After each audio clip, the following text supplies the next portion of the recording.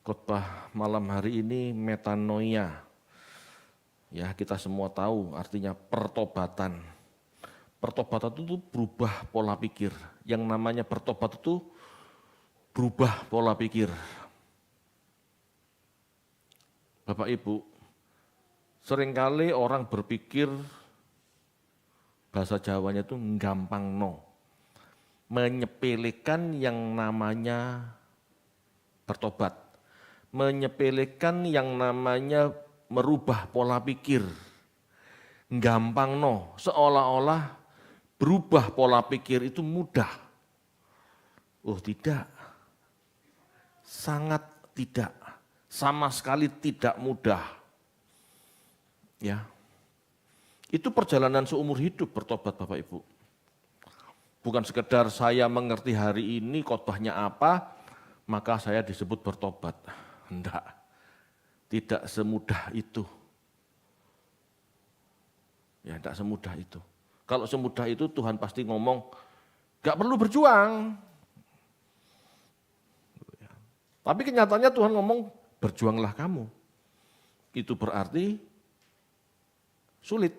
Itu berarti penuh tanggung jawab, penuh pergumulan, penuh tantangan. Ya. Kita mau baca sekarang, Matius 13 ayat 23.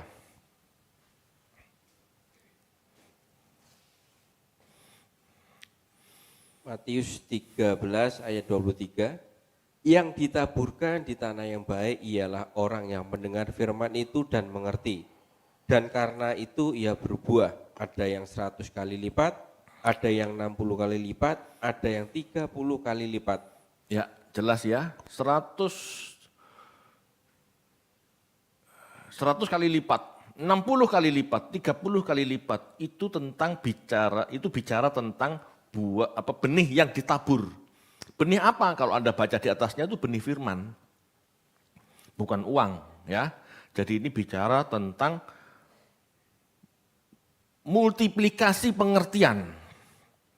Ya, multiplikasi pengertian, pertumbuhan pengertian, pendewasaan pengertian.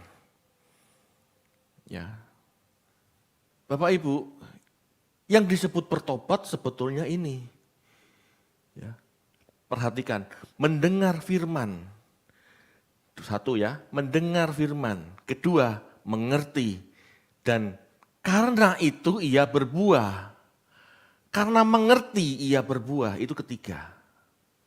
Yang disebut bertobat bukan cuma mengerti satu hal lalu merasa sudah bertobat. Atau bahkan mengerti satu hal, mengerti cuma Yesus Tuhan, merasa sudah lahir baru. Enggak seperti itu. Mendengar firman, mengerti, dan berbuah. Ini pertobatan yang sesungguhnya. Ya, khususnya di fase pengertian. Wah, itu tidak mudah. Ya, di fase pengertian itu tidak mudah. Mendengar, mengerti, berbuah. Dulu kita sering, ini sederhana. Yang penting dengar firman, 1 jam khotbah, 1 jam mengerti khotbah, lalu dianggap bisa berbuah. Oh, jauh masih, jauh. Jangan pernah kita anggap mengerti itu hal sederhana yang terjadi dalam sekejap atau bahkan otomatis bisa mengerti. Wah, enggak. Nah, Anda mendengar khotbah saya, pulang paham apa yang saya khotbahkan, belum tentu itu disebut mengerti. Kenapa? Karena pengertian yang Anda serap dari khotbah saya, Anda harus renungkan, Anda harus perkarakan. Sampai Anda benar-benar paham. Bahkan seandainya Anda paham, belum tentu itu paham yang sesungguhnya. Tidak bisa dikatakan sekarang belajar, sekarang juga mengerti. Bahkan seandainya pun saat itu kita merasa sudah paham, namun setelah belajar bertahun-tahun, baru bisa dikatakan mengerti. Kenapa? Karena ada pastel yang harus ditumpuk, disesuaikan sehingga menjadi gambar yang lebih besar. Enggak bisa cuman gambar kecil 2-3 pasal dianggap mengerti, belum tentu benar. Ya. Bapak Ibu, saya semakin hari semakin kokoh memahami bahwa sebetulnya pertobatan ini proses seumur hidup. Kata-kata proses seumur hidup kelihatannya sederhana. Yang penting aku dengar khotbah seumur hidup, ya berarti aku bertobat seumur hidup. Enggak bisa. Yang namanya ingin mengerti berarti mau berpikir. Berpikir itu Bapak Ibu sulit, enggak mudah. Namanya berpikir itu perlu mencerna. Ya, perlu mencerna, apalagi berbuah. Itu enggak mudah. Berpikir itu enggak mudah Bapak Ibu, benar-benar enggak mudah. Kata seorang filsuf gitu ya, muncul kan Yemi.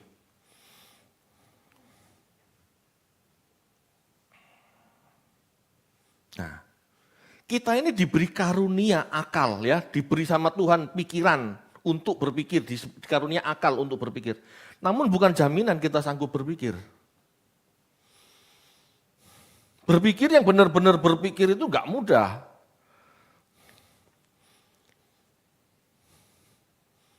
Jangan dianggap memahami Yesus Tuhan itu mengerti. Belum, jauh. Untuk selamat kita perlu bertobat. Jangan disebut itu berpikir loh, itu belum berpikir.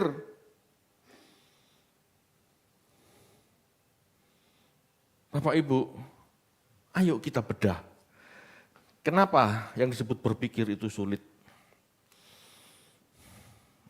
Semoga ya setelah khotbah ini kita semua mau berpikir. Saya tidak yakin kok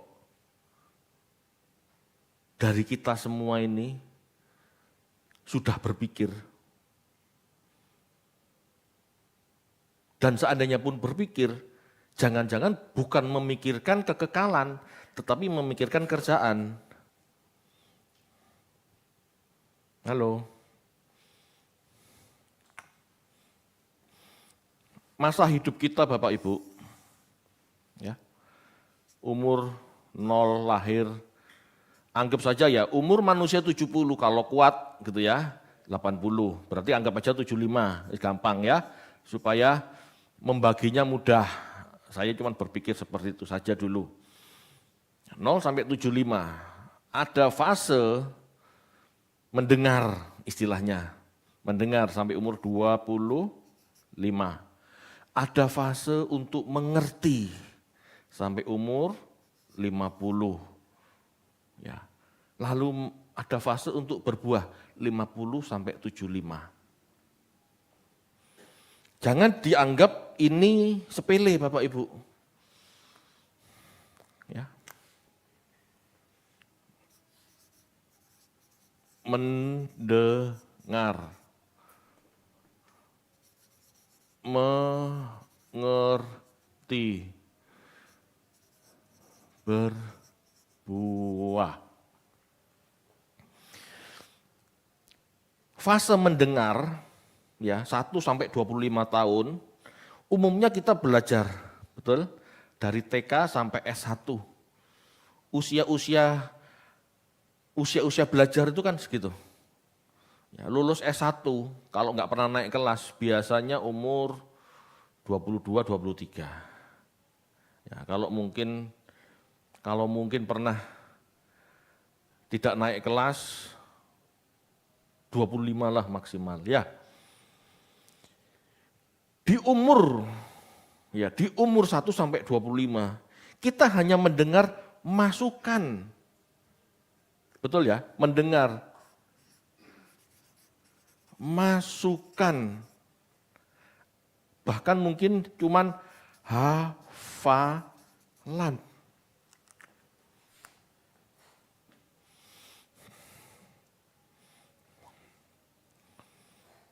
Bapak Ibu, di fase ini semua hal masuk ke pikiran.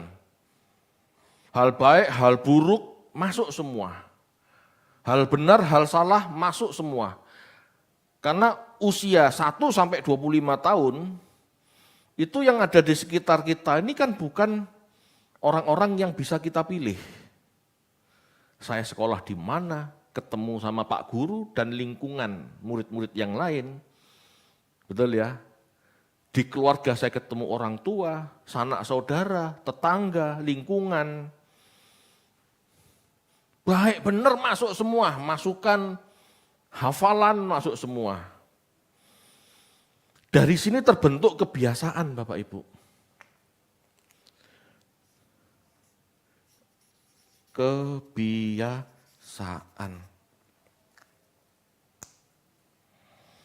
Betul enggak? Umur 26 sampai 50, ya, inilah fase untuk berpikir kritis.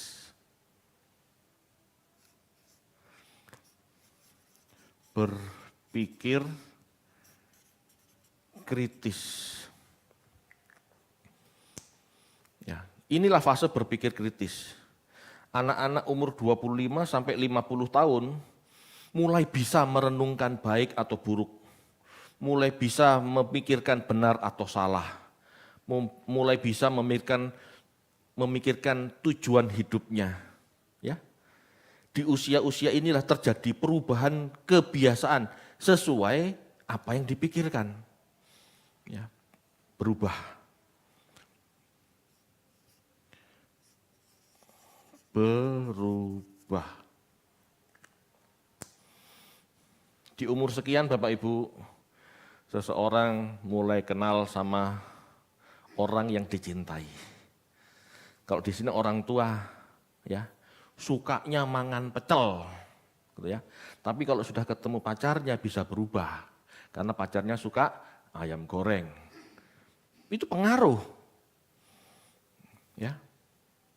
Guru SD, ya, guru SD ngajarinya kancil dan buaya.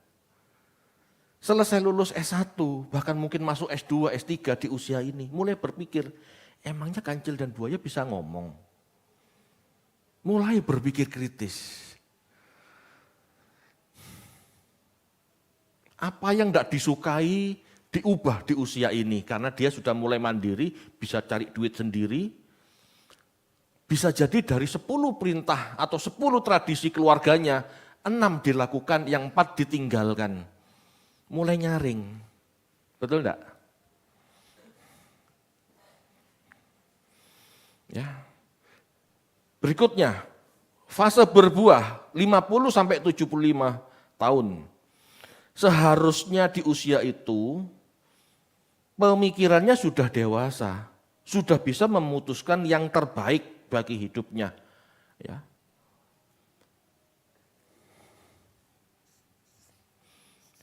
Memutuskan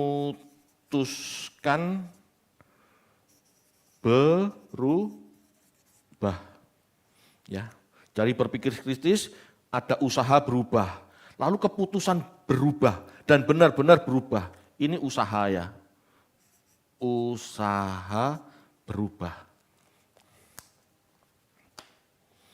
Bapak Ibu, kalau ini kita tidak maksimalkan, ada titik kita tidak bisa berubah lagi. Jangan berubah, ada titik kita nggak mampu berpikir lagi. Ada titik di mana kita tidak mampu berpikir kritis, berpikir sehat untuk menopang perubahan kita, tidak bisa. Ya. Mendengar, mengerti dan berbuah sesungguhnya pada fase mengerti. Ini fokusnya. Ya, mendengar, mengerti dan berbuah sesungguhnya pada fase mengerti inilah proses bertobat, proses metanoia ini di sini. Jadi tidak cukup cuma sekali khotbah, sebulan khotbah, bahkan setahun khotbah.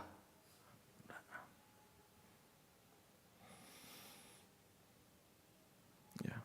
Idealnya demikian Bapak Ibu. Namun hidup manusia ini kan setiap orang berbeda. Lahir, masing-masing manusia punya tantangannya sendiri, ya. Jadi tidak mudah. Bahkan tidak semua orang mengerti ini. Akhirnya hidupnya gelondong. Kalau kata orang rohani, mengalir. Padahal itu tidak tepat.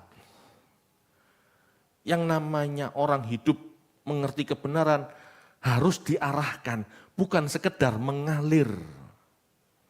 Harus tahu fokusnya yang dituju Tuhan apa. Bertobat seperti apa. Itu. Mengerti bukan hal mudah. Bahkan banyak orang berpikir sudah merasa mengerti. Sebetulnya belum mengerti dengan utuh dan benar. Beda ya. Banyak orang berpikir sudah mengerti. Padahal belum benar-benar mengerti utuh dan benar. Untuk mengerti perlu berpikir dengan utuh dan benar. Untuk mengerti utuh dan benar perlu berpikir utuh dan benar juga. Berpikir yang benar bukan hanya menerima informasi, tetapi memperkarakan, mempertimbangkan, bahkan meragukan. Kita harus meragukan apa yang kita serap 0 sampai 25 tahun.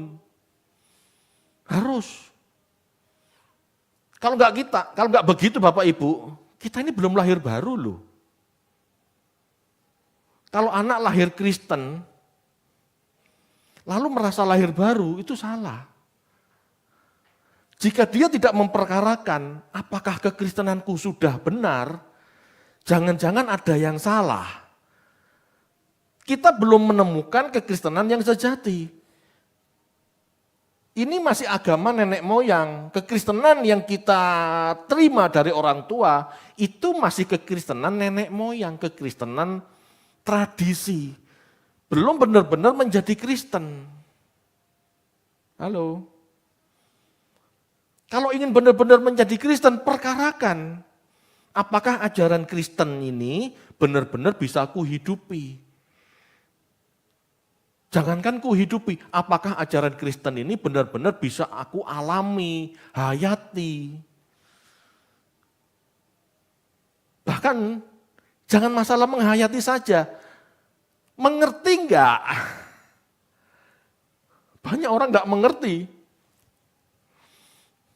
Kata pendeta begini Pak, itu bukan mengerti, itu indoktrinasi. Mengerti itu enggak begitu. Halo?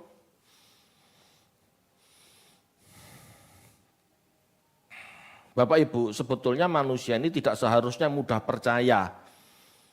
Setiap kebenaran yang kita dengar seharusnya kita pikir dulu. Termasuk agama dan doktrin.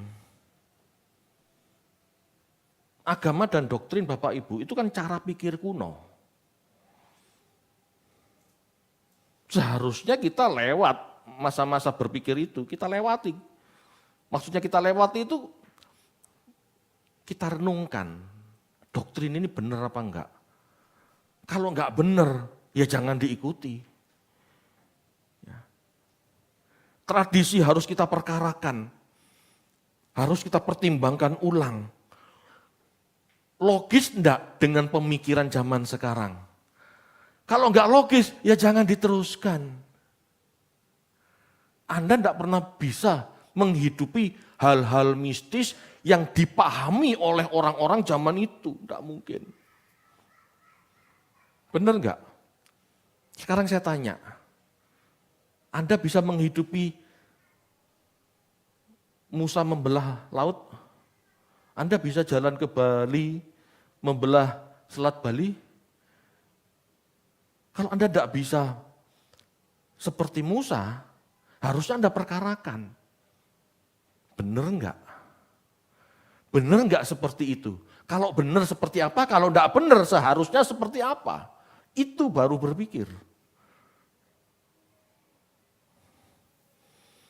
Perlu meragukan apa yang menjadi iman kita saat 20-30 tahun pertama hidup kita. Pada saat 0 sampai 25, kita mendengar agama, doktrin dari guru sekolah minggu, dari pendeta. Ini harus diperkarakan. Jika tidak Bapak Ibu, Anda tidak akan pernah menghidupi kekristenan Anda dengan benar. Sulit. Bagaimana mau menghidupi jalan di atas air? Bagaimana mau menghentikan matahari, Yosua? Anda tidak bisa lakukan itu. Anda tidak bisa menambah sedetik pun usia hidup Anda. Lalu dengan mudah mengimani, Tuhan kasih perpanjangan waktu Pak. Loh, gimana caranya? Halo, kita harus lebih bijak. Kita tidak bisa menambah waktu seenak sendiri, 24 jam itu tetap namanya 60 menit kali 24. Tidak ada perpanjangan. Pola pikir dulu itu kan pola pikir mistis, pola pikir hiperbola, pola pikir sastra kuno. Kita harus berpikir kritis Bapak Ibu, supaya bisa kita kenakan kekristenannya. Jangan asal percaya. Ya. Jika kita mengerti dengan benar, maka pertobatan kita juga benar. Kalau pengertian kita salah, maka pertobatan kita juga salah. Seolah-olah kita sudah bertobat, padahal belum. Bertobat dari mana? Pola pikirmu tetap yang lama kok.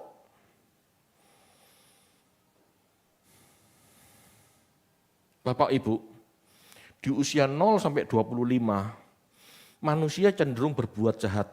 Betul enggak? Bahkan seandainya ajaran yang kita terima benar, kepinginnya melanggar, betul enggak? Halo? Apa cuman saya yang pernah jadi anak-anak dulu ya?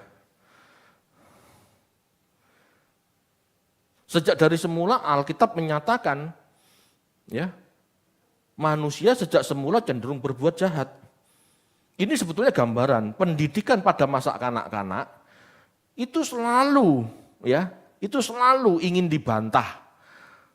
Pengalaman rusak itu lebih mengesankan daripada apa yang baik. Betul enggak?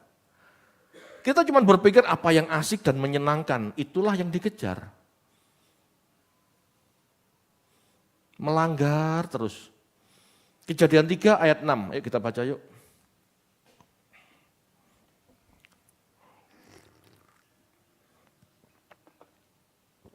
Kejadian 3 ayat 6, perempuan itu melihat bahwa buah pohon itu baik untuk dimakan dan sedap kelihatannya. Lagi pula pohon itu menarik hati karena memberi pengertian.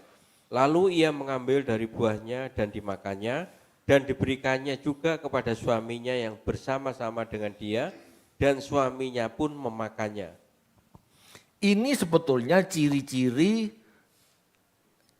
awal manusia hidup. Sebetulnya ini gambaran 0 sampai 25 kita.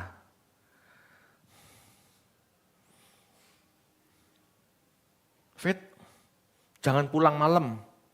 Kalau main pulang jam 7 maksimal, jam 7 malam. Kenyataannya tidak. Saya sering pulang jam 9 malam. Betul enggak? Melanggar. Sama seperti Adam, jangan kau makan buah itu. Yosik dipangan. Sebetulnya Adam dan Hawa itu gambaran kita, manusia hidup sekarang, gambaran psikologis masa hidup kita. 0 sampai 25 senangnya membantah. Benar enggak? Usia puber kan di antara ini. Perhatikan Bapak Ibu yang punya anak. Bantahan enggak? Wangel kandhanane. Benar jadi salah, salah jadi benar. Pokoknya kalau enggak konfrontasi enggak enak, betul ya? Saya dulu juga begitu kan. Kan juga saya punya anak 3, sama saja. Ketokane meneng kutuk, podoain, bulet, sama. Itulah manusia gitu loh. Itulah manusia.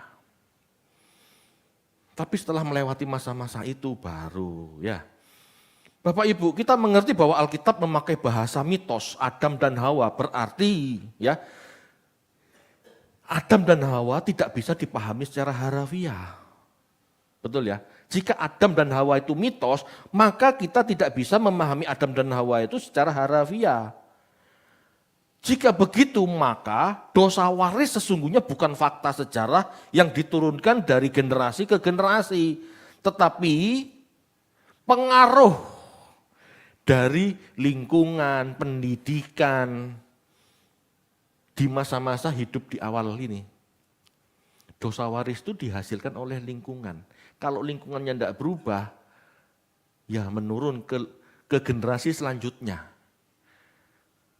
Kalau generasi selanjutnya tidak berubah, generasi ketiga juga nggak akan berubah.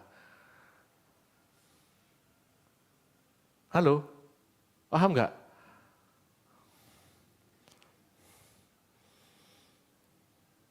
Jadi jangan dipikir Adam berdosa Pak, karena itu kita sering berbuat dosa. Jangan nyalakan Adam terus. Kalau itu mitos, Adam dan Hawa itu sebetulnya bukan manusia real. Itu generasi manusia pertama, maksudnya begitu. Halo. Jika tidak memahami seperti itu, maka kita cenderung menyalahkan Adam. Loh, gara-gara Adam Pak kita berbuat dosa. Sebetulnya tidak. Adam itu sebetulnya kita ini loh, gitu, ya. Kita ini loh Adam dan Hawa, Adam dan Hawa.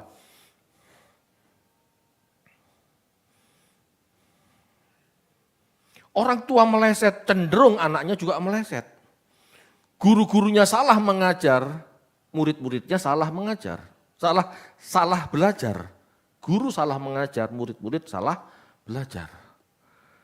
Bapak Ibu dulu zamannya Pancasila, P4, PMP, enggak ada orang radikal, betul enggak? Begitu PMP dicabut, guru ngajar seenaknya, sesuai dengan ideologi masing-masing. Anda lihat sekarang, yang namanya SD negeri enggak nasionalis, tapi cenderung ke agama tertentu. Pasti, bahkan banyak murid-murid yang menjadi radikalis. Sesuai apa? Ya sesuai ajaran gurunya. Jika dia nggak bisa berpikir, ya sampai tua begitu.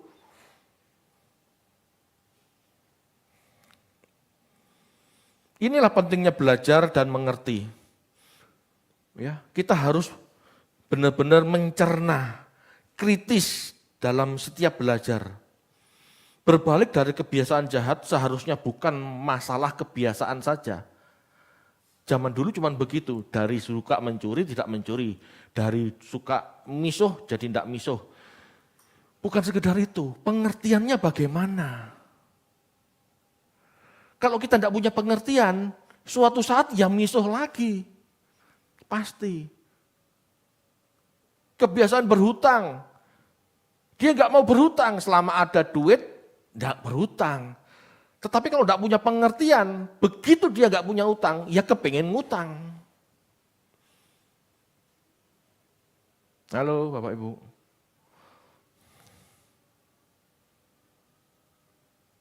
Jika kita tidak belajar Bapak Ibu, ya, jiwa kita ini beresiko. Keselamatan jiwa berarti pola pikir dan pola rasa terhindar dari kemelesetan, yaitu pertimbangannya rusak karena tidak mampu berpikir sehat. Keputusannya yang dipilih selalu jauh dari kehendak Allah. Keputusannya selalu egois. Lah aku yang butuh, Lah kalau nuruti butuhnya manusia tidak pernah berhenti. Tetapi kalau kita berpikir kritis, iya ya, aku butuh, tetapi dia lebih butuh, maka kita bisa berempati sama dia. Loh, ini tidak mudah kalau tidak mau berpikir.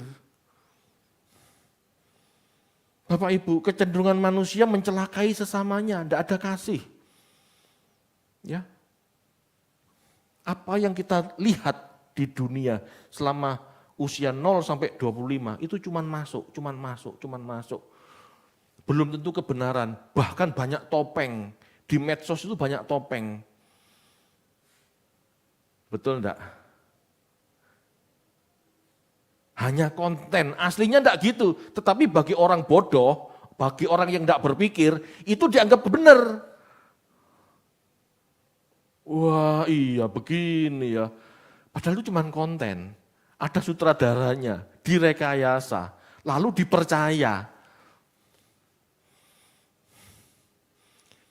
Sakit otaknya. Istilahnya apa? Brain rot. Banyak anak-anak rusak pikirannya. Kenapa? Kebanyakan lihat TikTok. Konten yang tidak jelas. Kenapa? Usia segini belum punya kemampuan berpikir kritis. Setelah lewat masa-masa ini Bapak Ibu, usia 26 sampai 50 tahun, ya, seharusnya waktu yang ideal untuk berpikir. Mengevaluasi kembali pelajaran atau pengalaman apa yang kita dapat. Bahkan termasuk yang sudah kita yakini, evaluasi lagi di sini.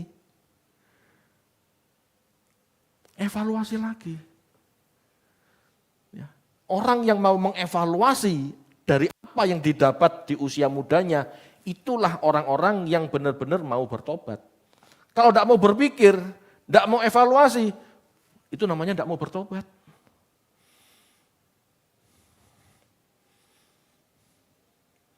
Bapak Ibu kita harus bersyukur di usia 25 sampai 50 tahun jika kita mau benar-benar berpikir, mengevaluasi untuk memahami yang benar seperti apa, kita harus bersyukur. Dan kita harus menggunakan kesempatan itu.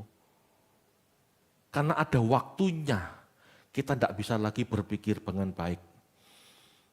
Ya, ada yang namanya pikun, ada yang namanya turunnya fungsi kognitif. Secara ilmiah Bapak Ibu, turunnya fungsi kognitif itu di usia 60. Kesulitan fokus, kesulitan mengingat, itu mulai umur 60. Jadi Bapak Ibu usahakan 25 sampai 50 ini benar-benar Anda berpikir. Jelek-jelek sampai usia 60 lah. Nah, 60.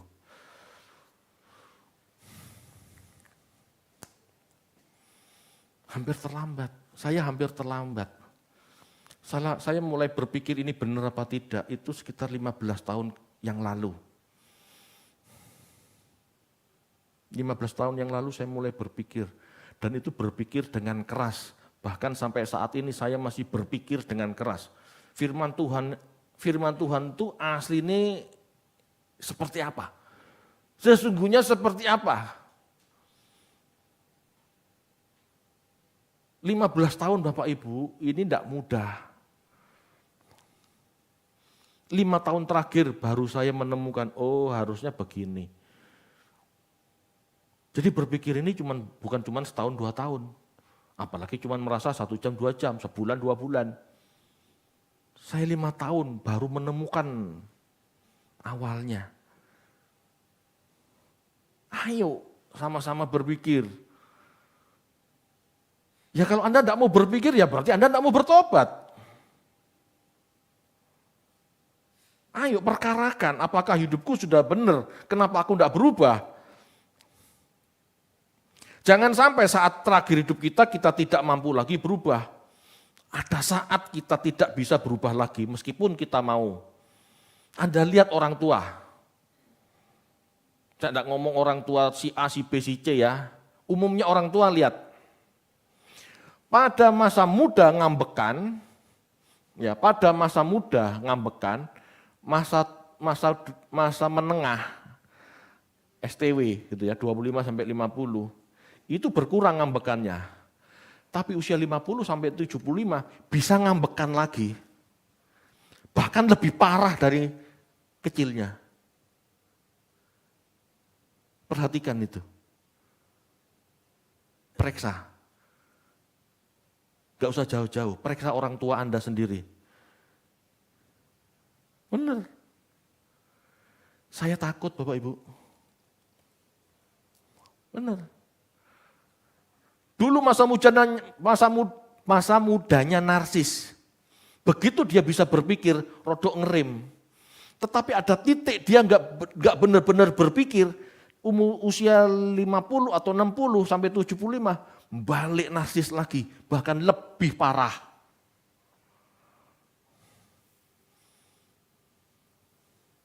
Halo? Jangan dipikir Anda sudah selamat, Anda belum selamat kalau Anda kembali ke masa kanak-kanak.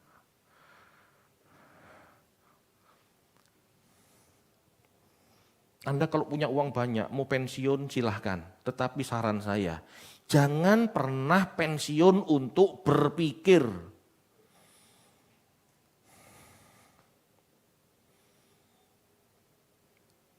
Manusia cenderung memikirkan uang dari kecil.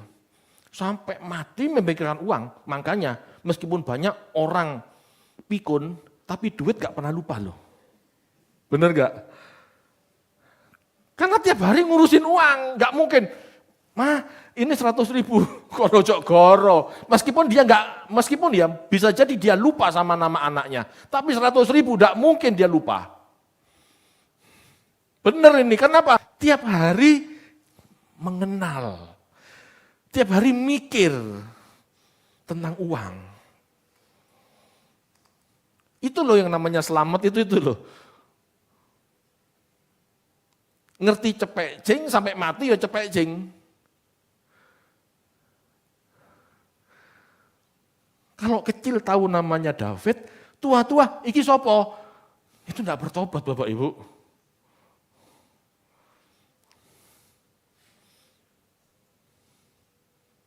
Mengerti ya, yang namanya bertobat itu perubahan yang terjadi di fase ini berlanjut sampai mati. Tetapi kalau di fase ini kembali ke masa-masa kanak-kanak, ya namanya tidak berubah.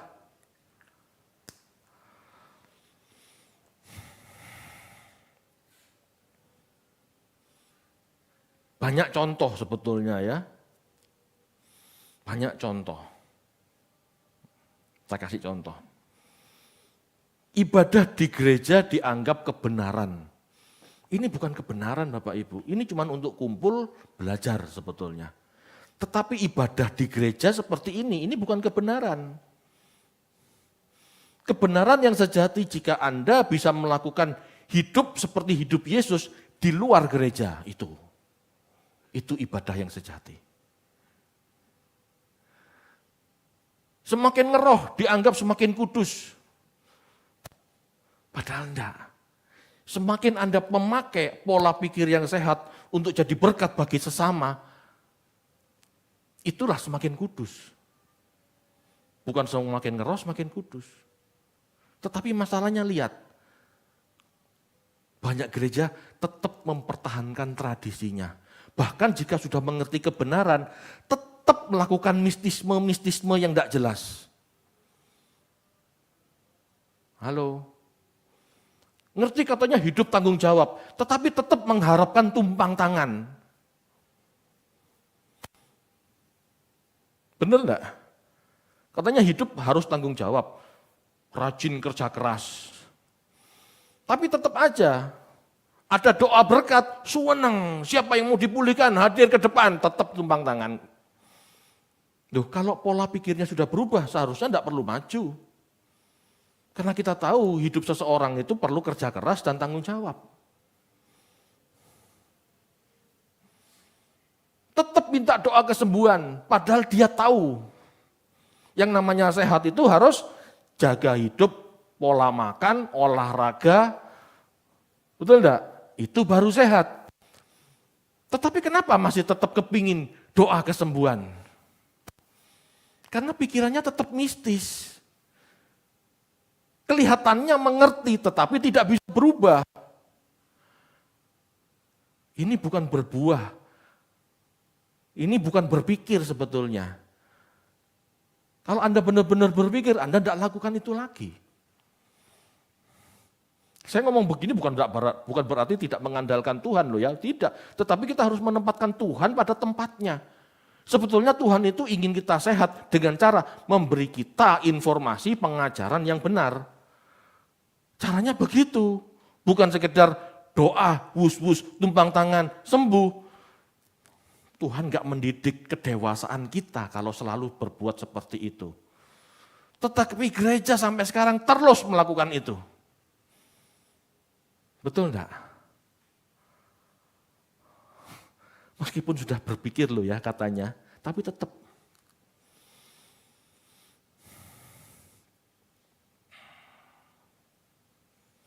Berpikir benar perlu meragukan. Apa benar begitu? Apa benar doa kesembuhan itu benar-benar benar? Pikirkan. Ya. Kalau doa kesembuhan itu benar-benar benar, ya ngapain kita harus olahraga? Ya ngapain kita harus memilih makanan yang sehat? Ngawur aja, nggak wurung berdoa pasti sembuh kok. Halo, tetapi kenapa terus dilakukan? Karena sebetulnya kita tidak benar-benar sungguh-sungguh berpikir. Mempertimbangkan, merenungkan. Ini berarti seperti ada dialog di dalam pikiran kita.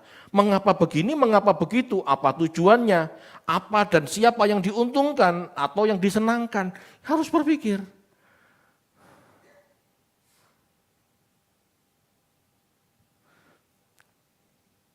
Bapak Ibu, saya percaya Alkitab adalah tulisan yang diinspirasi Allah. Saya percaya, ingat ya, diinspirasi, bukan didikte. Sudah seharusnya kita mengkritisi unsur-unsur atau pengaruh manusia yang menuliskan. Betul, Alkitab diinspirasi Allah, betul, saya tidak menolak. Tetapi yang nulis kan tetap manusia.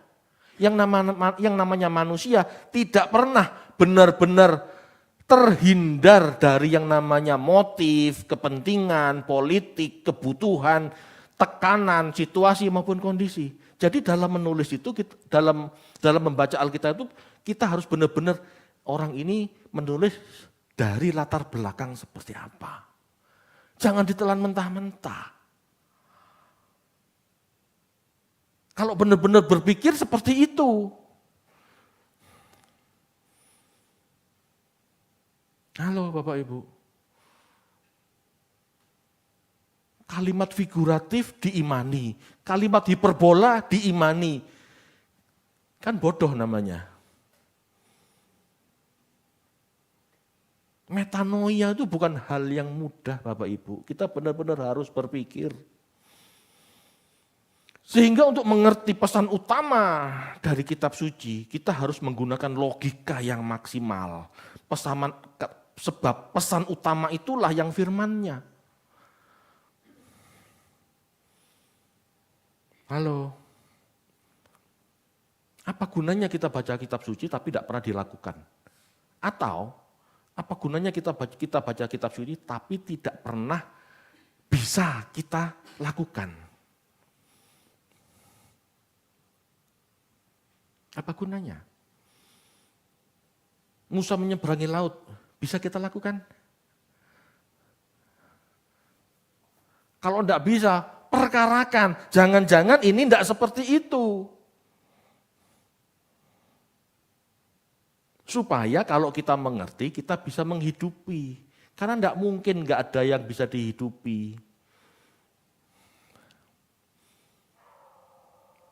Halo Bapak Ibu. Lanjut ya. Jika kita tahu Kejadian 1 sampai 11 adalah mitos, maka seharusnya kita tidak berpikir harafiah. Betul enggak? Jika Kejadian 1 sampai 11, khususnya 3 pasal pertama, mengisahkan penciptaan manusia, itu bukan harafiah, bagaimana seharusnya? Itu penting supaya kita bisa menghidupi. Berarti tidak percaya Alkitab, Pak? Loh, percaya. Bahkan ya, kalau kita mau teliti, kita temukan jawabannya di Alkitab juga. Bahwa masa penciptaan itu masa-masa sekarang. Penciptaan itu bukan saat itu, masa lalu. Enggak, penciptaan itu sekarang. Kita baca Ibrani 4 ayat 7 sampai 9.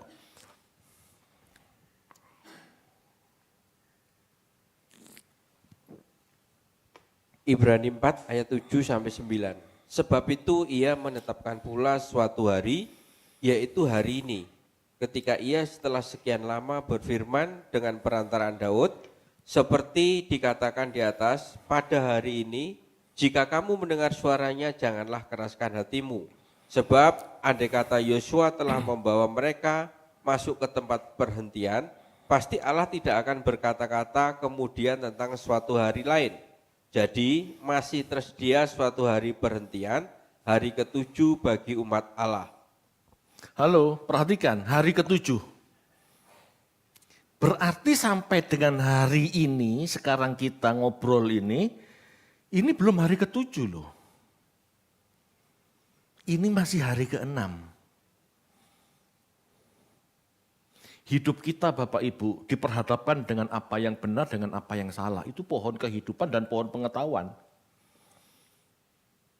Kalau kita memilih seperti Adam dan Hawa memilih salah, ya kita salah, kita terhilang.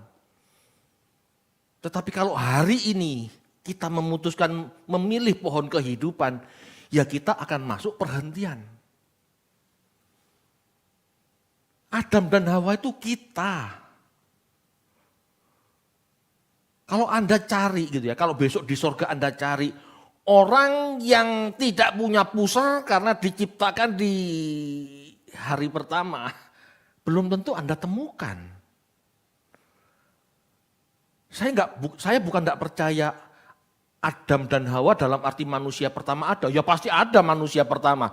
Tapi jangan Anda bayangkan seperti yang ada di Alkitab. Adam dan Hawa benar ada dalam arti manusia pertama yang hidup. Jangan dipikir sudah pintar, itu manusia purba.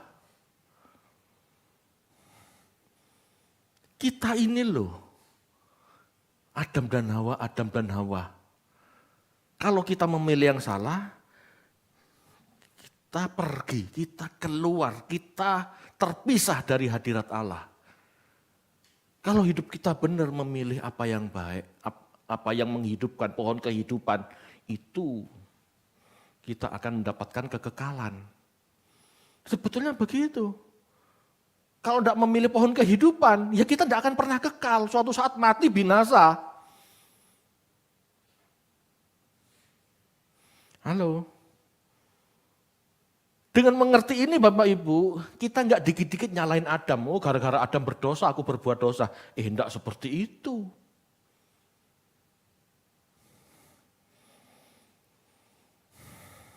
Bapak Ibu kita harus ingat, Yesus pernah berkata, Bapakku masih bekerja sampai sekarang. Betul? Itu berarti sekarang masih hari ke-6, belum masuk Sabat. Itu berarti kita masih hari ke-6, belum masuk hari perhentian, belum masuk hari tempat di mana kita benar-benar berhenti. Kita masih dalam proses. Allah masih dalam proses menciptakan manusia segambar dan serupa. Masih, jangan santai. Hari ini hari krusial bagi kita. Kalau kamu mendengar suara Tuhan hari ini, bertobatlah, mikiro. Itu maksudnya. Mikiro. Jika kita memahami Adam dan Hawa secara harafiah, maka bisa jadi kemelesetan. Kita selalu menimpakan pada Adam dan Hawa sebagai pembawa dosa. Nah, kalau dikit-dikit kita tuh selalu menyalahkan Adam dan Hawa sebagai pembawa dosa. Kalau dikit-dikit kita selalu menyalahkan ular sebagai promotor dosa, kita tidak akan pernah berubah. Bapak Ibu harus tahu, yang memutuskan makan atau tidak buah itu Hawa, itu kita maksudnya. Kita yang memutuskan. Allah tidak bisa memaksa manusia jadi baik, iblis pun tidak bisa memaksa kita jadi jahat. Ular itu cuma menawarkan. Keputusan di tangan kita. Kita yang memilih, hari ini kita yang memilih, Anda makan buah itu atau tidak. Anda memilih buah pengetahuan baik dan jahat itu atau kita memilih pohon kehidupan. Simbol ajaran Tuhan, mana yang Anda pilih? Sekarang waktunya, Anda mendapatkan kekekalan atau tidak, sekarang waktunya. Bukan nanti, sekarang, hari ke-6 itu sekarang. Bapak Ibu, usia 50 sampai 75 tahun seharusnya kita sudah berubah. Ya. Seharusnya kita sudah mulai berbuah, menghasilkan karya dan hasil yang baik serta menjadi berkat bagi sesama. 0 sampai 25 hidup ngawur, semua informasi masuk, 25 sampai 50 kita berpikir dan memilih, 51 sampai 75 seharusnya kita sudah jadi. Seharusnya kita sudah jadi. Segambar dan serupa. Seharusnya itu sudah jadi dewasa. Harus. Jika tidak bisa Bapak Ibu. Kita disebut selamat. Kita seharusnya menghasilkan karya dan hasil yang baik serta menjadi berkat bagi sesama. Itulah kedewasaan, itulah kesempurnaan. Yang namanya sempurna atau dewasa Bapak Ibu, kita bisa menjadi berkat bagi sesama itu. Kesempurnaan di Matius 5 ayat 44 sampai 48 itu bicara tentang kasih. Jadi yang disebut sempurna bukan Anda bisa doa 2 jam, 3 jam, 5 jam, Anda bisa puasa 40 hari. Itu bukan sempurna loh. Yang disebut sempurna itu segambar dan serupa Allah. Jika Allah memberikan hujan dan matahari bagi orang benar maupun orang berdosa, kita seharusnya bisa menjadi berkat bagi semua orang. Itu loh segambar dan serupa itu. Jangan dipikir yang aneh-aneh. Oh, sempurna itu mistis, Pak. Bisa terbang, Pak. Kalau berdoa bisa terangkat 10 cm dari lantai, Pak. Itu bukan sempurna. Itu sakit jiwa.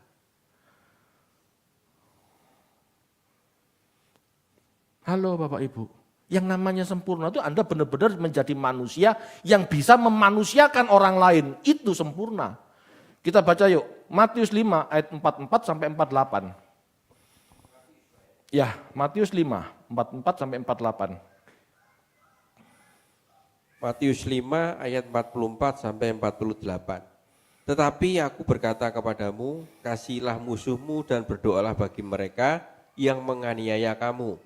Karena dengan demikianlah kamu menjadi anak-anak Bapamu yang di surga, yang menerbitkan matahari bagi orang yang jahat dan orang yang baik, dan menurunkan hujan bagi orang yang benar dan orang yang tidak benar.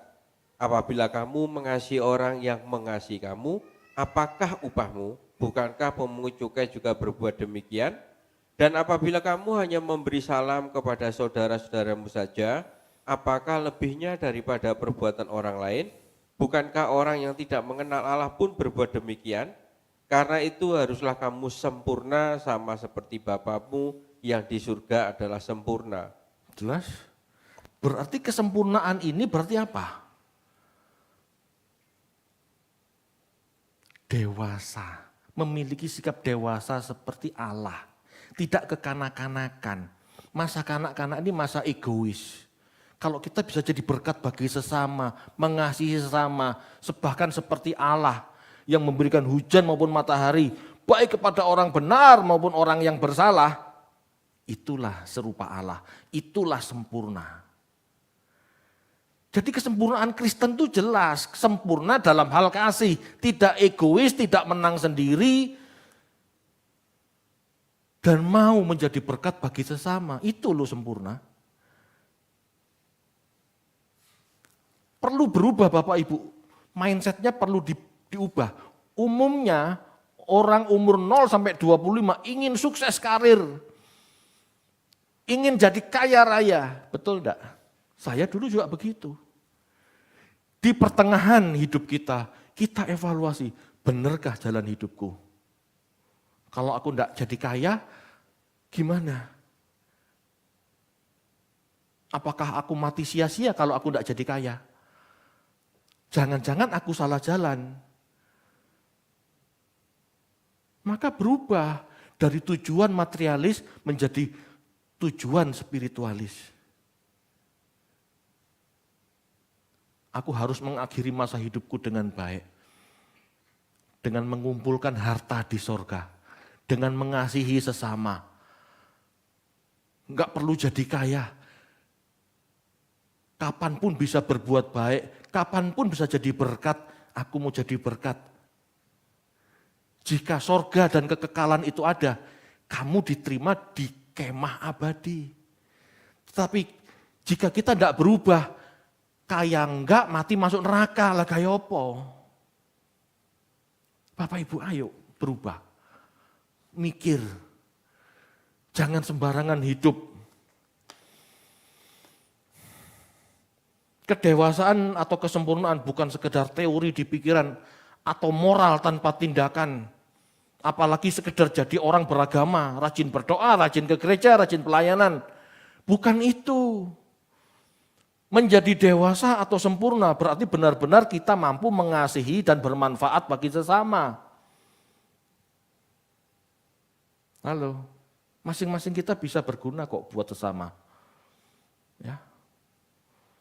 Tapi memang ada orang-orang yang mengambil kesempatan dalam kesempitan kepada orang-orang yang memang mau jadi baik ini. Ya tidak apa-apa, kitalah yang harus cerdas-cerdas. Jika ditolong tidak berubah, ya buat apa dia ditolong? Jika ditolong dia masuk neraka, ya buat apa ditolong?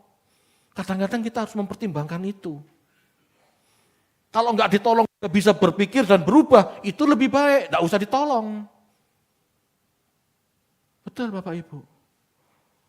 Ada satu saudara saya yang seperti itu masalahnya. Dikit-dikit, kok minta duit, aku hari ini enggak makan. Loh, kok enggak makan? Kamu kan punya warisan. Iya, tak deposito. Lah kok enak tak pikir ya. Kok enggak duit katanya, padahal di deposito. Sedangkan sehari-hari minta aku. Lah, kenapa enggak orang kayak gini? Kapan kamu mandiri? Kalau kamu caranya seperti itu, cairkan depositomu, jadikan modal, bekerjalah dengan disiplin, tanggung jawab, dan hidupi dirimu sendiri. Itu menyelamatkan dia. Betul enggak? Kalau saya bantu dia, saya menjadikan dia orang malas. Bapak Ibu, Anda perlu belajar. Untuk jadi orang baik saja itu perlu belajar.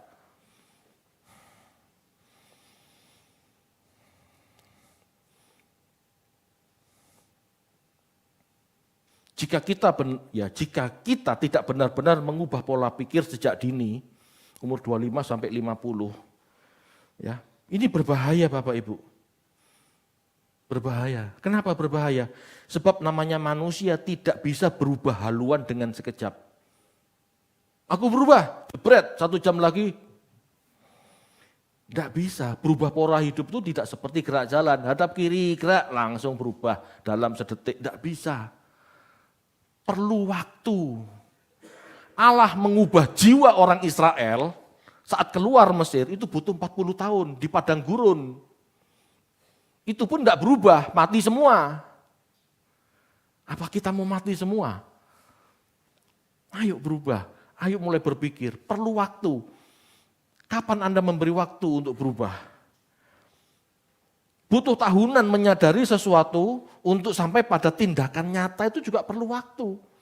Mikir saja perlu waktu, tindakan nyata juga perlu waktu.